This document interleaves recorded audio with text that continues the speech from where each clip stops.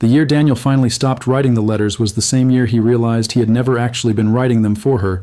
He had been writing them for himself. He just did not figure that out until she sat across from him at a kitchen table he built with his own hands holding a cedar box he had never seen before and told him she had kept every single one. Daniel Marsh was 39 years old, a furniture restorer operating out of a workshop behind his house in a mid-sized Ohio town that most people passed through rather than stayed in. He had thick hands, a habit of arriving early to things, and a quiet that most people mistook for distance. He had been divorced for 4 years from a woman named Susan, who had told him, kindly enough, that loving someone who communicated mostly through work and silence was its own kind of loneliness. He had not argued the point. He had gone back to his workshop, finished the bookcase he was building, and started making his own coffee again. He had known Nora Callahan for 22 years. They had met as undergraduates when she knocked on the wrong dorm room door looking for a study group on the 4th floor, and found him instead, reading a manual on dovetail joints because he had already dropped pre-law and was quietly panicking about it. She had looked at the manual, looked at him, and said, "That seems more honest." They had eaten bad dining hall pasta together for 3 years after that, and called each other best friends because neither of them had a better word for it at 20. She lived 40 minutes away in a house she had bought after her own marriage ended. She taught high school English. She had a dog named Clifford who was neither large nor red, but had an outsized personality that justified the name. She was 41. She had dark hair she kept clipped up badly, a tendency to wear paint-flecked sweaters she had not actually painted in, and a precise, unhurried way of saying difficult things that made you feel looked at even when she was being gentle. The letters had started the year they graduated. Daniel had not known what to get her for her birthday. He was broke and uncomfortable in gift shops, so he had written her a letter instead. 3 pages, handwritten, describing the exact quality of the light on the morning of her birthday, 3 memories of her from that year that he did not want to lose, and 1 honest sentence about where he thought his own life was going. He had sealed it, addressed it, and mailed it without overthinking it. She had called him the day she received it and laughed and said it was the strangest birthday card she had ever gotten, and she loved it. He had written one every year after that without ever making a formal decision to do so. It was simply something he did in October, the way he changed his furnace filter and cleaned his gutters, a quiet maintenance of something he valued. He had written 18 of them. He did not know she had kept a single one. The day the letters became something more complicated than letters began on a Thursday in late September, when Nora's older brother Greg called Daniel out of nowhere. Greg and Daniel had always had the particular kind of relationship that exists between a man and his sister's best friend, cordial, respectful, occasionally genuine, but always slightly at arm's length. Greg was calling, it turned out, not to catch up. He was calling because Nora had quietly told him she was not doing well, and he thought Daniel should know. Not sick, not in crisis, just not well. The marriage ending had been cleaner than some, but harder than she was admitting. She had stopped going to her Thursday book club, which she had attended without interruption for 7 years. She had canceled a weekend trip with friends twice. She was grading papers at midnight and calling it fine. Daniel thanked Greg, hung up, and stood in his workshop for a long time with a piece of quarter-sawn oak in his hands, listening to the sound of the wind pushing leaves off the tree outside. Then he drove over. She opened the door in paint-flecked socks and looked at him the way people look at someone who has arrived exactly when they were needed, and exactly when they hoped no one would notice they were needed. She said, "I wasn't expecting you." He said, "I know. Greg called." She looked at the ceiling briefly, the way she did when she was deciding whether to be irritated. Then she stepped back and let him in. The kitchen was warm, low lamp casting amber light across the counter, a kettle starting to hum on the stove. Rain had started while he was driving over, thin and persistent, and they could hear it on the kitchen window. Clifford came around the corner and pushed his head against Daniel's knee with enormous confidence, and Daniel scratched him behind the ear and said, "Hey, man." And Nora said from across the kitchen, "He does that to everyone. Don't let it flatter you." Daniel said, "Too late," and she almost smiled. They sat at her kitchen table with mugs of tea neither of them particularly wanted and talked around the actual thing for a while, which was fine. They had been doing that for 22 years. He asked about the book club. She was quiet for a moment. She said it had started to feel like performing okayness for women who already knew she wasn't, and she was tired of that particular performance. He nodded. She turned her mug in a slow circle on the table. Outside, rain tapped the window. "I'm not falling apart," she said. "I just need people to stop treating me like I might." "I know," he said. "That's not why I'm here." She looked at him. "Why are you here?" He considered the question with the same unhurried attention he gave everything. "Because Greg called and I didn't like how it sat," he said. And because you'd have come if it was me." She didn't answer right away. Clifford settled under the table with a long sigh, and the rain picked up slightly, and she wrapped both hands around her mug and looked somewhere past his shoulder. "Your letter's going to be late this year," she said. "I thought about that this week." He said, "It won't be late. Your birthday's the 23rd. She said, "It's the 19th. He said, "It has never once been the 19th. She said, "Daniel, I have had this birthday for 41 years. He pulled out his phone, looked at it, and put it back down. "Huh," he said.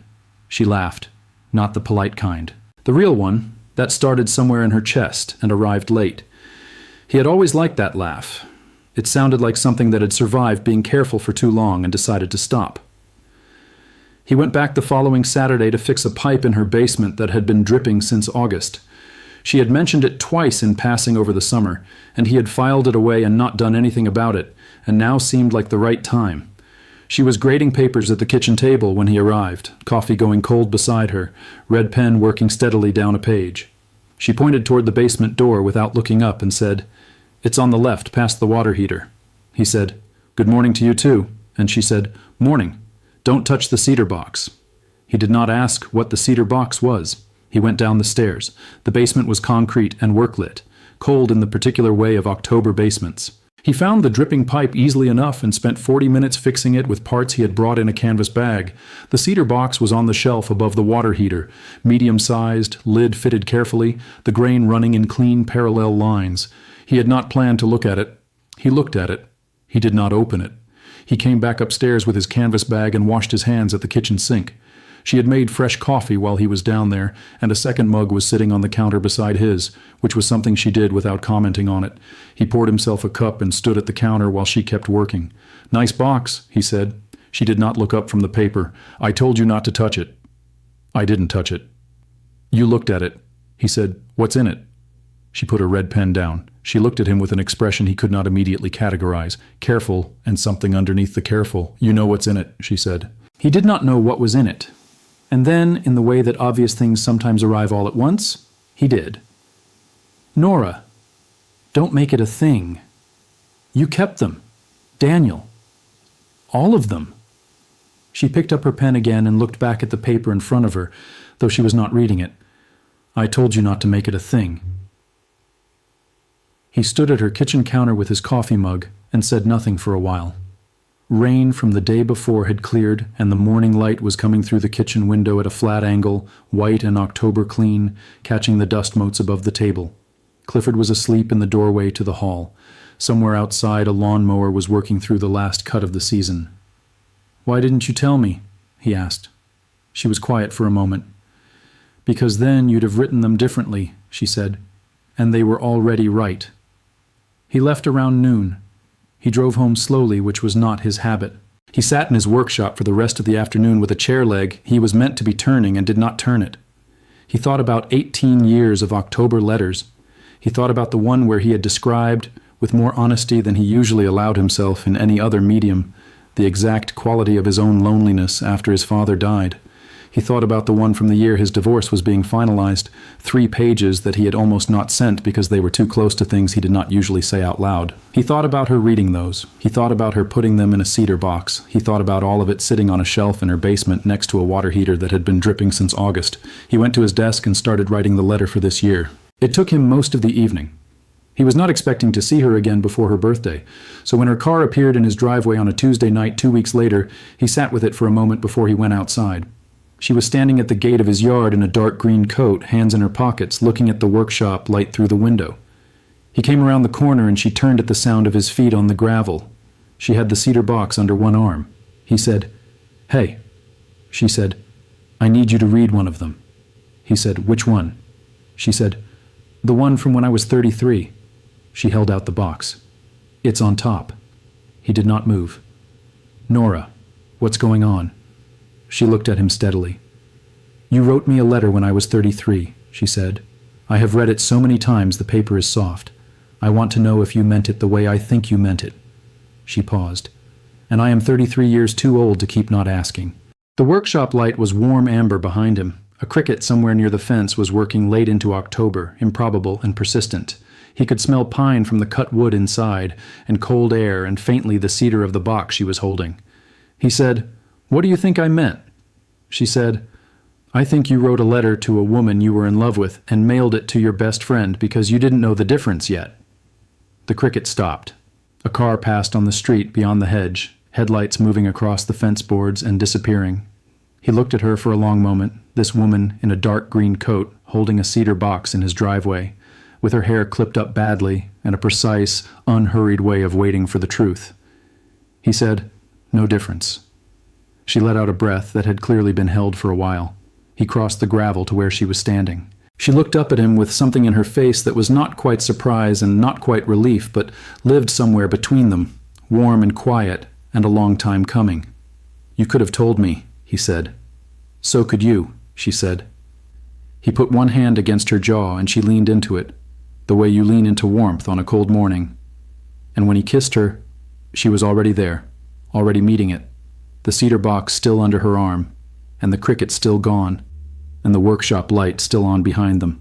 When they finally separated, she pressed her forehead against his, and they stood like that for a moment in the cold, neither of them speaking, the way two people stand in the middle of something they have been walking toward for a very long time and have only just arrived at. Her brother Greg texted Daniel the following Sunday. It said, "About time." Daniel showed it to Nora, who was sitting at his kitchen table reading with Clifford at her feet. She looked at the text, looked at Daniel, and said, "I'm going to have words with Greg." Daniel said, "He's not wrong." She said, "That's not the point," and went back to her book, though she was smiling at it. There is a man at Nora's school, a vice principal named Mitchell, who had decided sometime in the previous spring that he and Nora were in a slow and inevitable progression towards something more than professional. He was charming in the particular way of men who have learned that charm is a reasonable substitute for character. He arrived at a parent-teacher evening in November that Daniel attended to pick Nora up, and he stood too close to her in the hallway and said, with a measured sort of ease, "I didn't realize you were seeing someone." Nora said pleasantly, "Now you do." Mitchell looked at Daniel in the way men sometimes look at other men when they are deciding whether to say the thing or not. He said, "I thought you two were just old friends." Daniel said, "We are." He left it there. Mitchell waited for something further, found nothing, and recalibrated. He smiled in a way that no longer reached anything and moved on down the hallway. Nora's hand found Daniel's arm as they walked out. Outside in the parking lot, the night air had that sharp, clean smell of early November, leaves gone and sky high and thin.